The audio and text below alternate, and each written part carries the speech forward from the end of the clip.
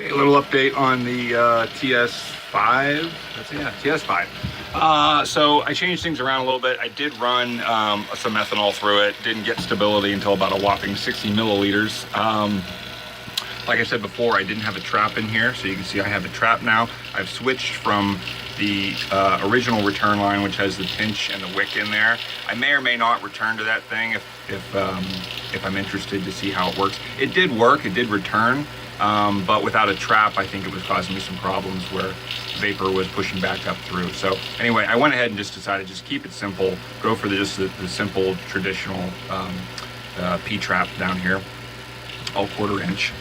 I did modify the equilibrium line. So as I said before, we have a bypass that goes around the condenser. Actually goes this way because the vapor travels up through, condenses and falls. But I realized immediately after I assembled it that that equilibrium line was just going to turn into a trap and just fill full of liquid, and I'm pretty sure that's what it did, because it was installed just in the bottom of the condenser here, and I stuck it through a good bit so that it wouldn't be down at the liquid level in these little divots in the bottom of the condenser, but it didn't matter. The other issue is I've always been charging from this port up here in the 1/2 inch line, and I think whenever I charge it, it fills this 1/2 inch line, 1/2 inch pipe full of liquid. And before, I don't think it was a problem because my 1/2 inch pipe just went right into 3/8 and down. Well, now I kind of have this ejector assembly, so that liquid would have to fill up pretty high to just drain back into the evaporator. So what was probably happening, it had to fill up enough that it was just draining down through the condenser, which is fine, but my equilibrium line was installed in the bottom instead of the side of the ejector. So it was probably draining down in there too. So it was just a disaster.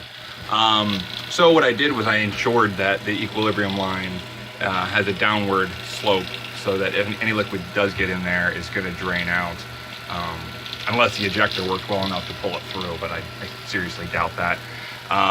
So I split the return line and I added this little 1/2 inch pipe pocket. So any liquid that falls down through this 1/4 inch line is probably just trickling down the walls anyway.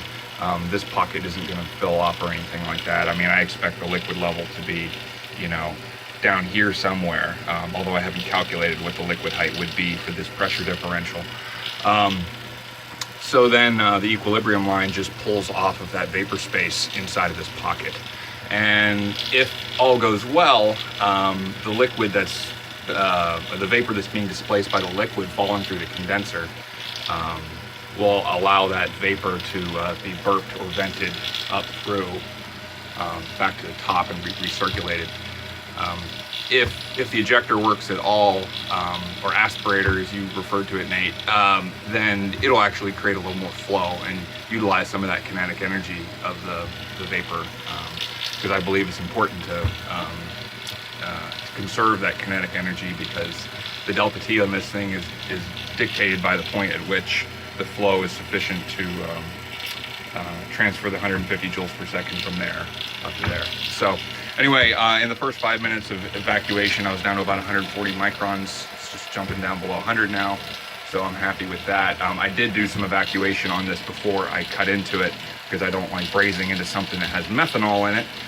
For one, it will ignite, and if any oxygen gets in there, it's not a good thing. Definitely not a good thing.